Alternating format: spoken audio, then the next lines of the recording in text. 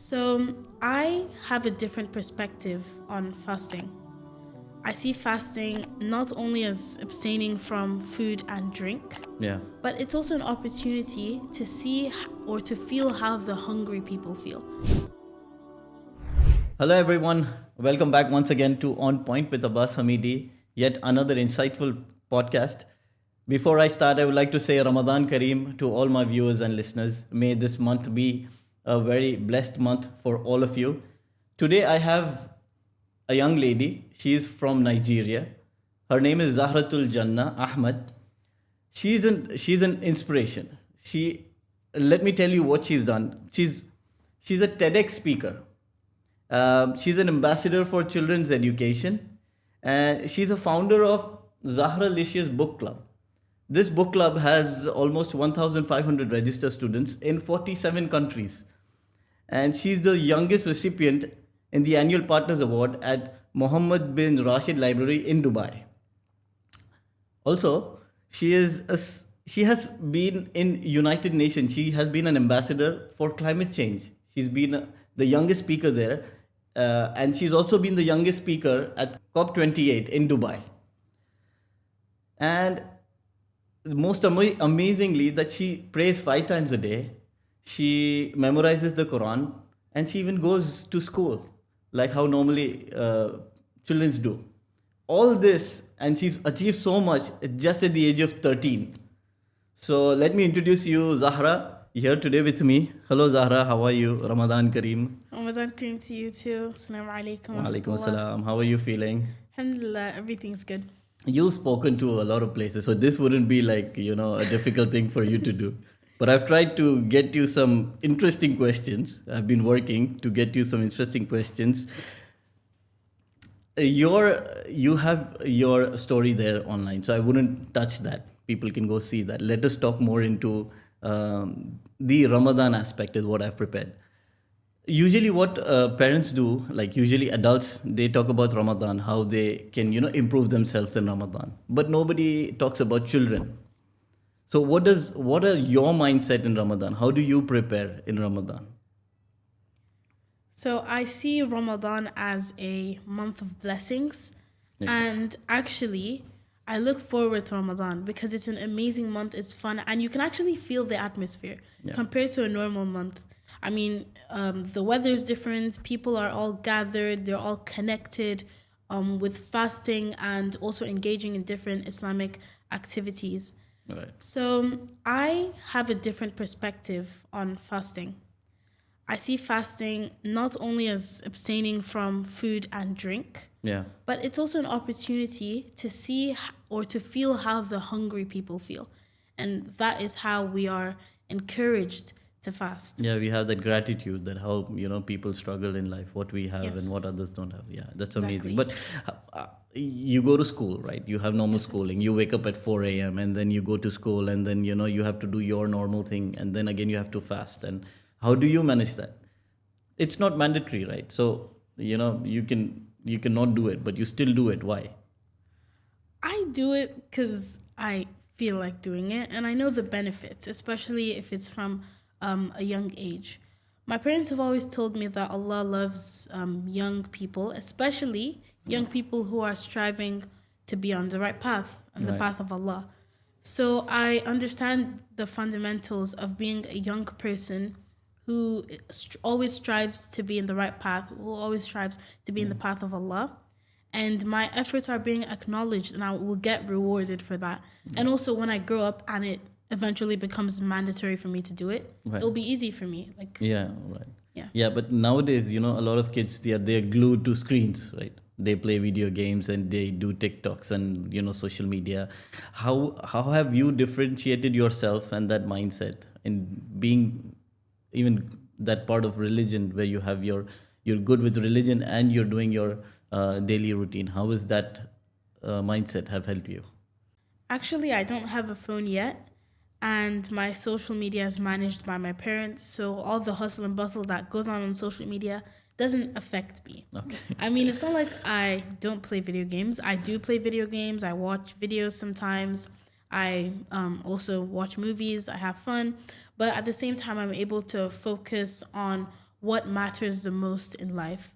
Spending time with my family, being a good person, being a good Muslim, and of course, enjoying myself. Yeah.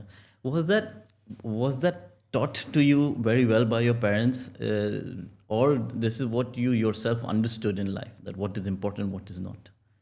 It's a combination of both. Okay. So my parents have explained to me a lot of times, and we have conversations with each other about the things that are important in life. And I also am a person who loves to do research, who loves to read. So if my parents discuss something with me, I also read about it, research about it, and my own ideas come. So I combine it, and that gives me a strong understanding of different things. You pray 5 times a day, right? Yes. And how how do you take prayers as, like, for an adult, right? We have so much to ask to Allah, but as a child, right, you get everything from your parents, right? You pray for peace, or you pray for what reason? I pray for a lot of reasons. I pray because it is a way for me to connect with Allah. And once you're able to connect and communicate with Allah, everything in life becomes easy.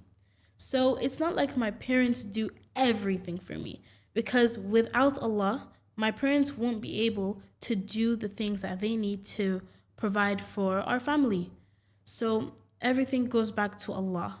The provision, what I need, my life, everything I do, it everything is provided by Allah. And when you're able to talk directly with the King of the universe, the owner of the universe, everything becomes easier. Wow. Wow, I have to learn that from you. Let's go to memorizing the Holy Quran.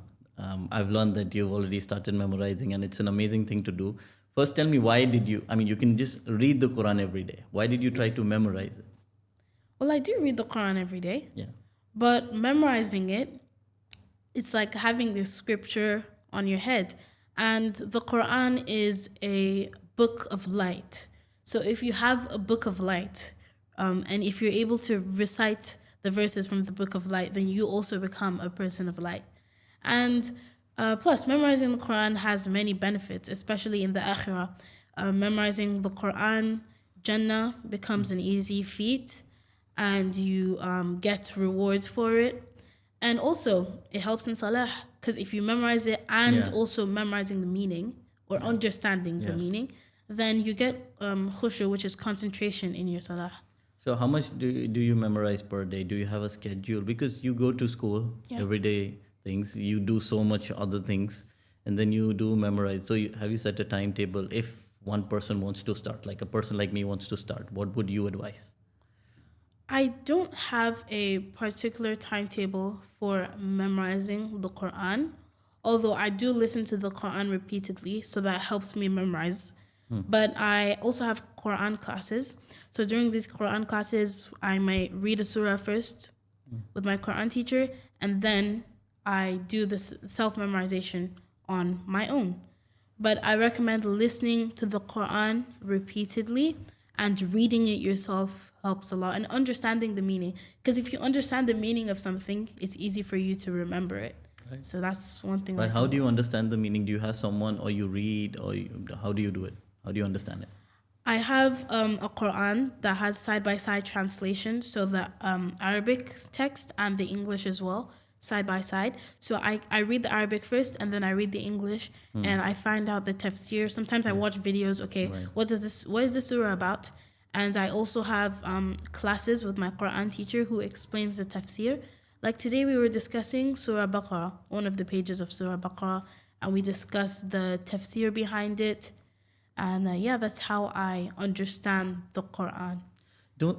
How do you get the motivation to not do the normal stuff that other kids are doing, and do, the things related to faith? Where do you get the motivation? Because as I understand, looking at a screen or a phone and playing games is more interesting than than memorizing the Quran. But how do you tell yourself, motivate yourself to do this? I understand that, firstly, as a Muslim, It is very important. The Quran is literally like one of the main things about Islam and being Muslim. You have to read the Quran. Yes. It's a direct message from Allah. And secondly, for me, it feels good when I read the Quran, I understand the meaning, and I do some acts of ibadah. It feels good for me, and that's my primary motivation.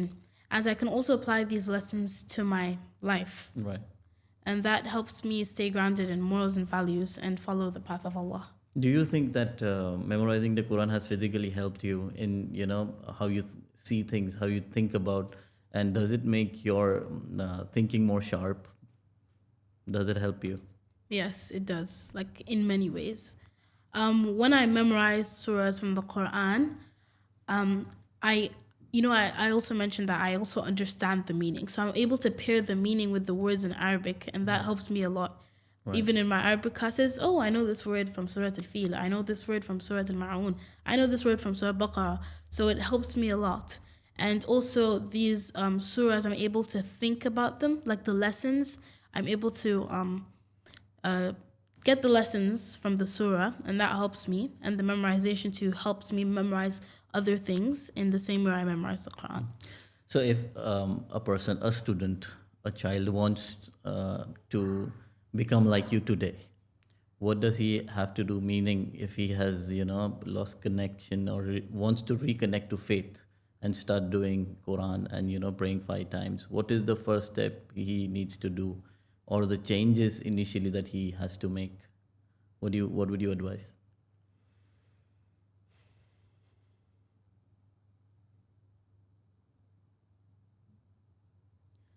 I would advise that first they have to understand what Islam is and the pillars of Islam. Because if you can't understand something, you can't develop Yeah. it. You have to understand something before you develop it. So if you understand truly who Allah is, if you understand the pillars of Islam, and you understand what it could do for you as a person, it would make it practicing Islam way easier for you. Because often, whenever we have to do something, we look for what will it do for me. Yeah. Like, and if you view Islam as a way for you to become a person of light, because it is, and also it's good for the akhirah, for the hereafter, then it will become very easy for you to reconnect with Iman. And also, it's very important to read the Quran, have some Islamic reminders, like maybe Islamic videos, Right. and also journaling. One thing that I do that really strengthens my Iman is journaling. I have a journal in which I write different insights, thoughts, and ideas about Islam.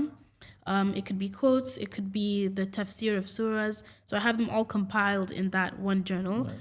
I've written over 83 pages so far, from last year to this year, 80, around 80 pages of Islamic journaling. And Islamic it is, journaling means you get to know something in related to Islam, and then Yeah. you write what Write did you down. feel about it, and yes. what do you understand with that? Yes, definitely. Yeah. Or sometimes even exploring Islamic concepts, like, for example, nafs, the types of nafs, what nafs am I, or even I remember I wrote this one poem on akhlaq, so that when I read it, It helps it you. motivates me, yeah. You are wise beyond your age, though. Normally, kids are not. And you're saying that to understand Islam, to learn about Islam, do you think that parents play a major role in helping their kid understand Islam? It's good, or it's supposed to be in the schools, or how do you, best way to understand Islam? What do you think? I think it's a mix of both from different sources. It starts with the parents, because parents are role models for their children. And my parents have done an amazing, spectacular job integrating Islamic principles into our lives. They often invite us, like we have a family meeting, we talk about Islam, we share our thoughts, we watch Islamic videos sometimes. And whenever we see a good deed that we could do, my parents also explain it to us that, see, this is what it could do, the benefits, you will get rewarded by Allah. And that helps me. And also learning about some things in school. Because some things in school are about Islam that maybe you won't get it from somewhere. It's like deep, deep down in Islam.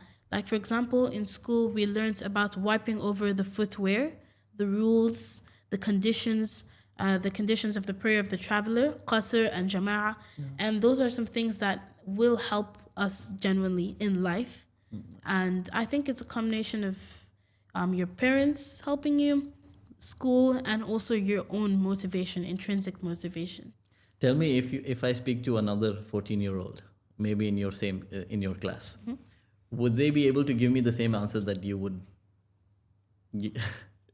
Well, no, it's going to be different because everyone's different. So, No, but you've learned a lot about Islam. But like a normal kid, a normal 14-year-old, I want to know if you be with them, your friends. yeah. Would they be able to understand the faith, Islam, as good as you do right now? What just your thought on that?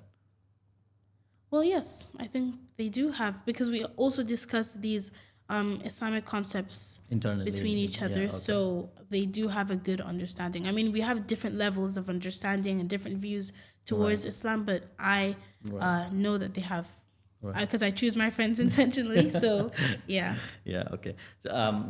So there are some issues related to children nowadays in this generation.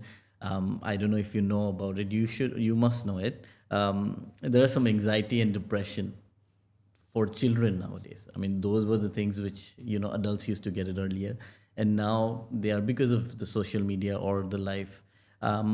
I want to ask you, how can they fight that? I mean, how can they come out of that? I mean, I don't use social media.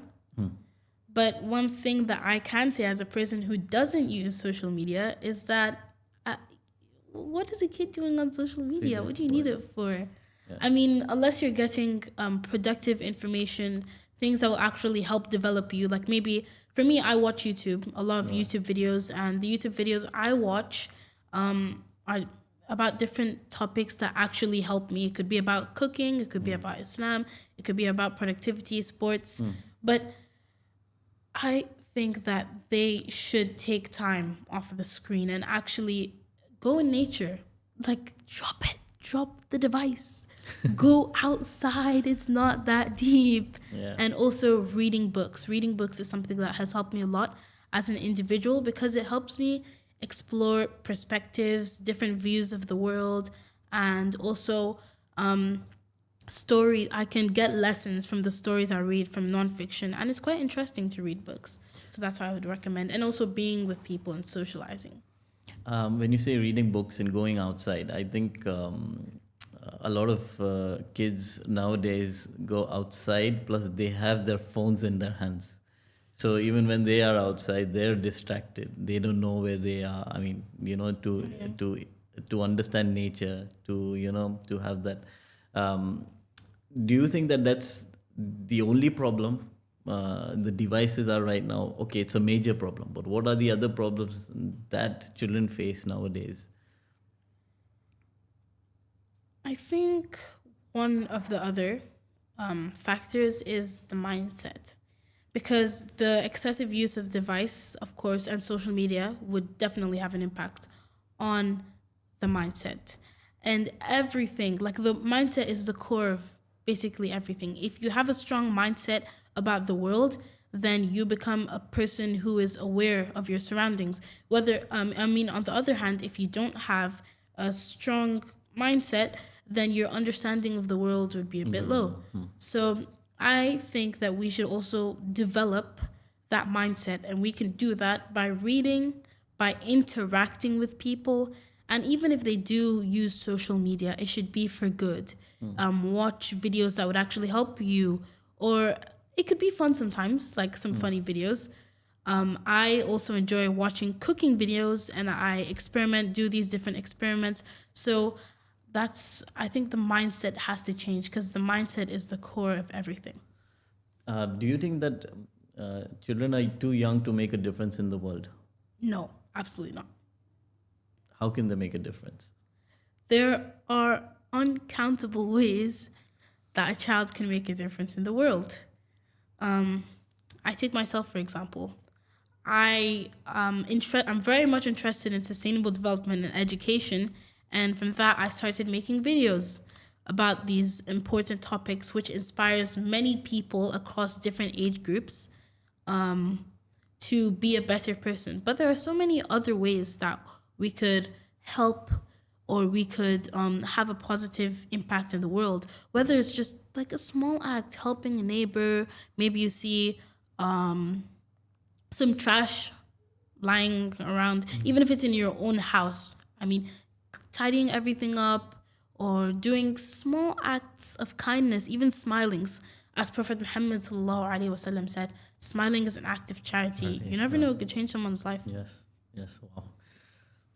It says that kids who travel are more wise. Do you think that that is how it is, or do you have a different opinion? Like they travel a lot, they see the world more. Well, I don't think they are more wise than the children that don't travel, but I do know that they will be stronger in some areas than the children who don't travel. They might be stronger in some areas. Right. So they would have different perspectives of cultures, and they would be very, I think that if you travel, you would be tolerant, and you would have a global mindset, viewing from different people. Different people have different thoughts, different mindsets, and it would be very easy for them to interact with people outside their own nationality or culture. All right. Tell. I want you to tell people, for non-Muslims, okay, one thing about Islam that you want to tell them. What is Islam? I would say that Islam is more than just a religion. It's a way of life.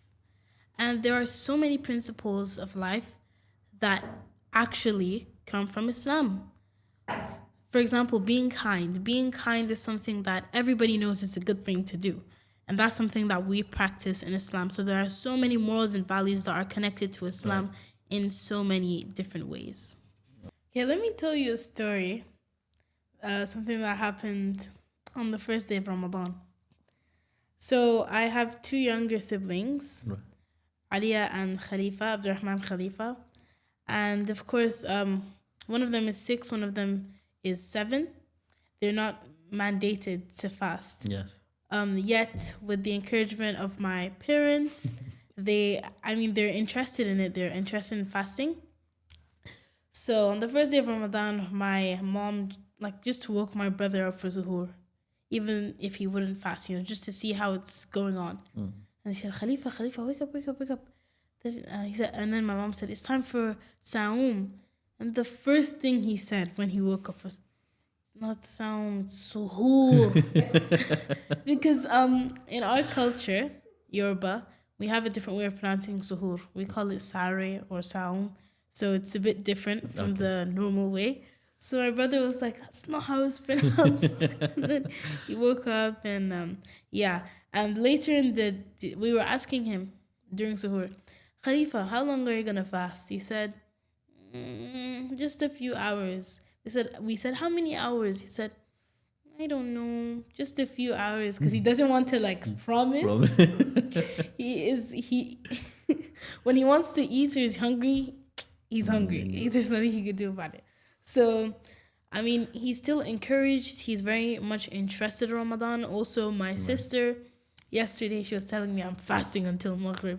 I was like, Aliyah, you don't have to fast until Maghrib if you don't want to. She said, I'm doing it. And a few, not even 30 minutes later, she said, I changed my mind. I said, that's okay.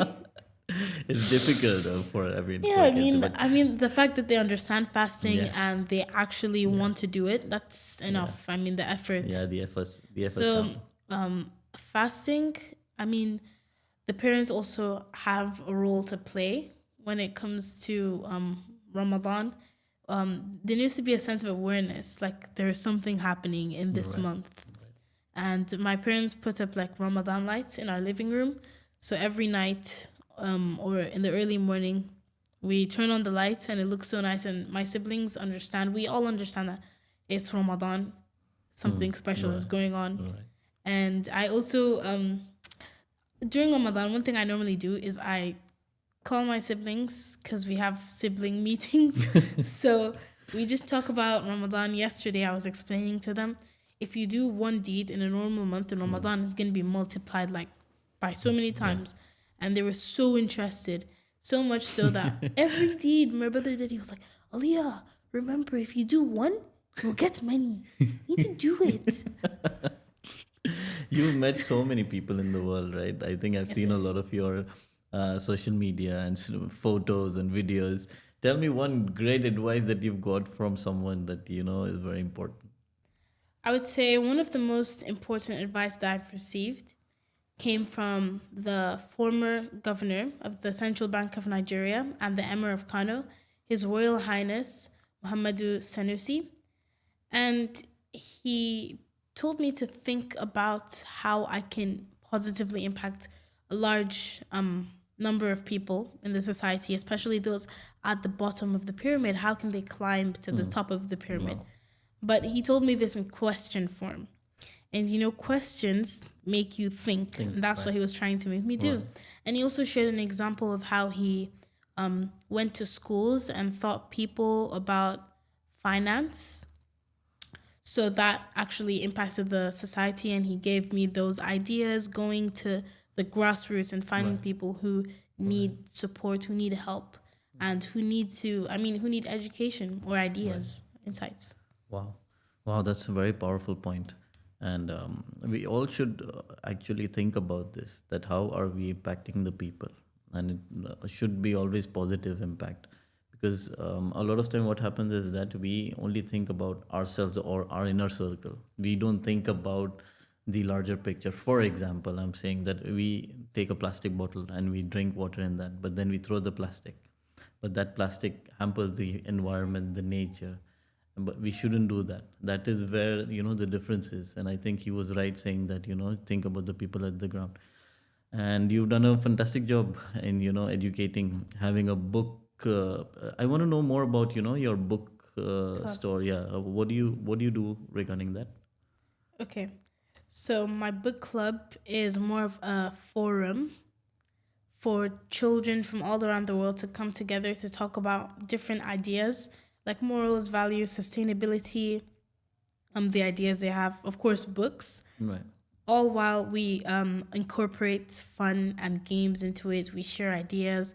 So it's like, it's more of a forum, like a gathering So place. you I have over 1,500 children okay. from more than 40 countries registered in my book club. So they come at one place, or it's online, Oh, or it's how is it? online. Oh, it's online. hosted They come online, and they yeah. read the books, and then how do they, or they just come and talk to discuss things about it? What is it? Well, actually, in the emails that we send out, because we send out emails, for the next book club sessions.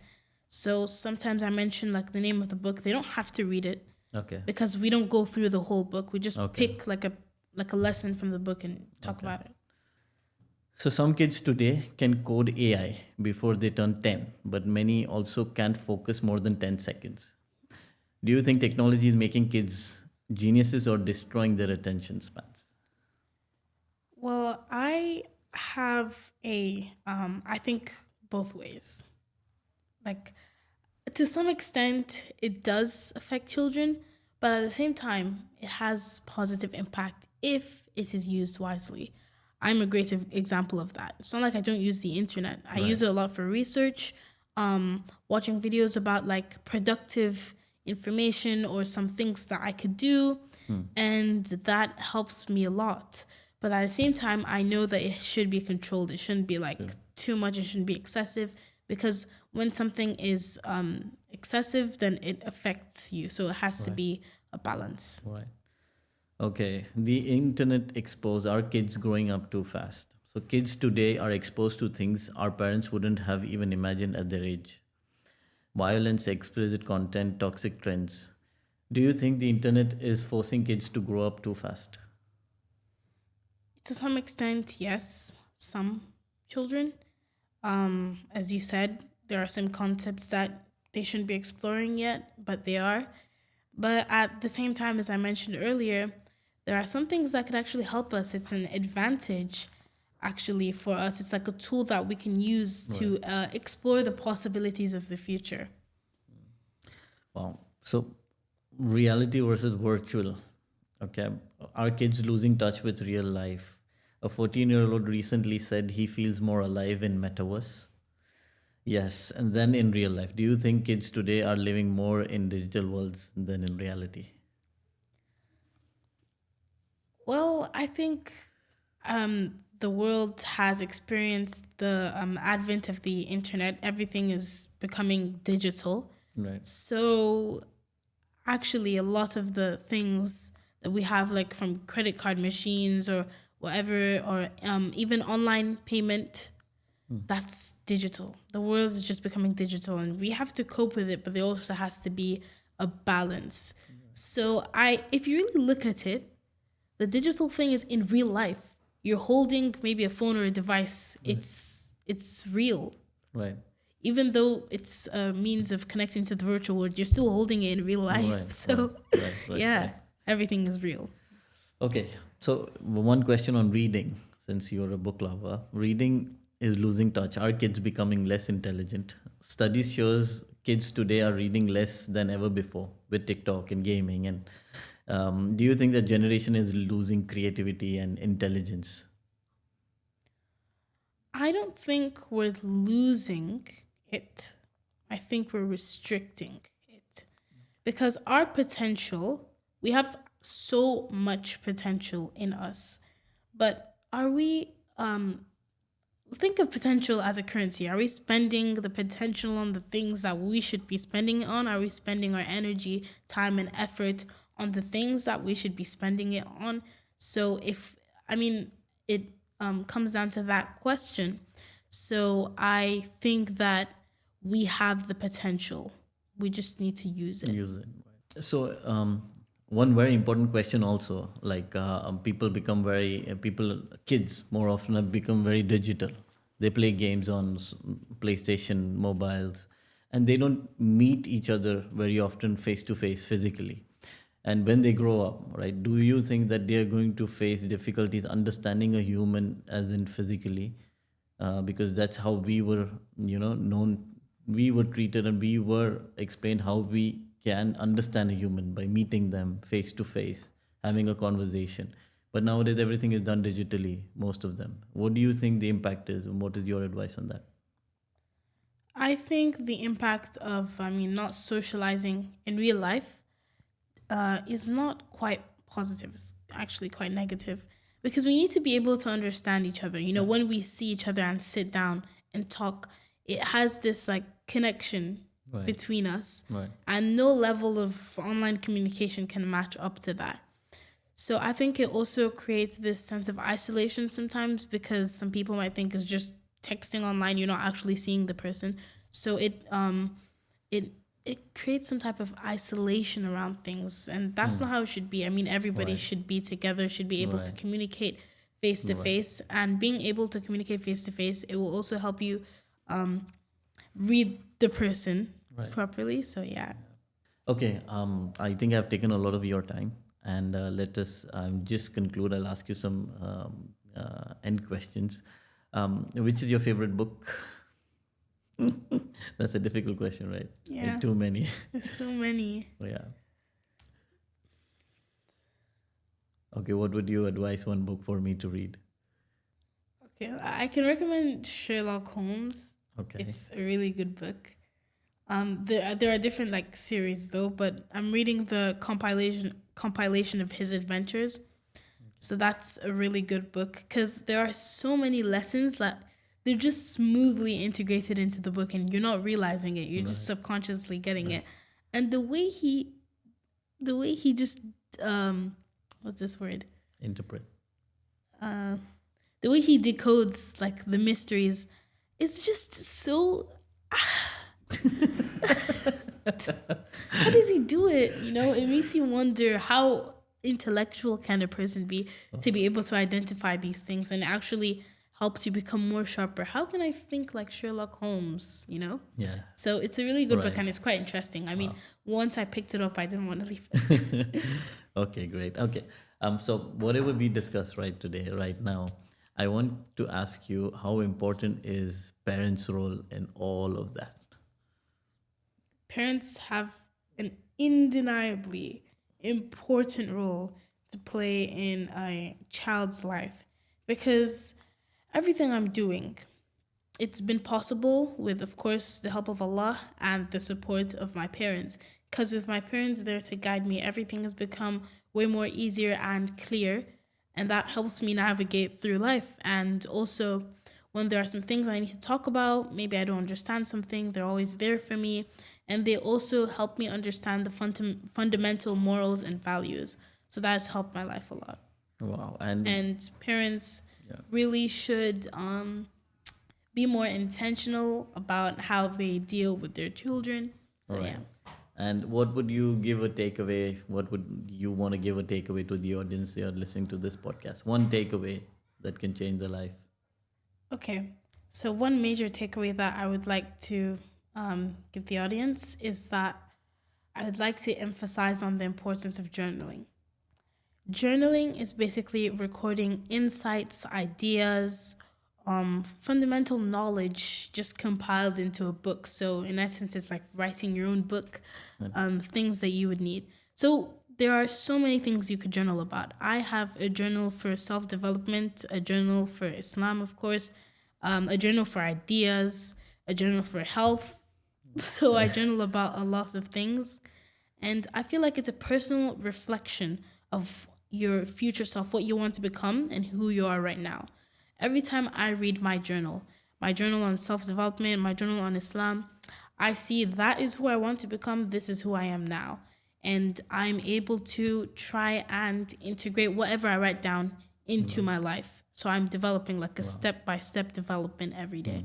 So even if it's just reading that one powerful quote I wrote like yesterday or something, it helps me a lot. All right. Wow, that's a very powerful note to end. And I think I do sometimes write journal, but not so religiously like you do. It's just that something when it comes in my mind and I want to save it or not forget it or remember for a later time, then I just write it down. And mostly it's on WhatsApp. So I have my own name saved on my WhatsApp and that. What do you suggest to write digitally, or do you want to write in a book or a paper or a pen? Actually, I do both, but it depends on where I am and my situation and Oh my yeah, circumstances. So, for example, if I'm out and I don't have a book and pen with me, then I'll definitely like type it down on my iPad or whatever, or note it down. But if I have a book, then I would definitely prefer to write it down because my ideas flow easily. I mean, there's a connection between the brain and the arm right. from the nerve system. Wow. And that actually helps a lot. It helps you remember it and it helps, like, it feels like your idea is Right, flowing flowing. directly into the Wow. page. Wow. So I would recommend writing it down. My last advice is write it down. Write it down. Just write it down. Okay, Zahra, thank you very much. Before we end, I have something for you. It's Ramadan, and I have one very great gift for you. It's a perfume oil that I have for you, and I have tried a lot of perfumes, but this one really stands out, and it's amazing. And I thought that I would get it for you today. So hope you like it. Thank you very much, And sir. I let me really know appreciate once it. May Allah after bless you. iftar, once you put it, let me know how it is. Okay, thank you to all my audience as well, being patient and listening this podcast. Thank you, and I hope this podcast has been an inspiration and it can help you in your daily life. And as a parent or a child, if you're listening, I hope that you can make the changes that is required to have a good, faithful life. Thank you once again. Keep sharing and keep hitting the like button and keep subscribing the channel. Thank you.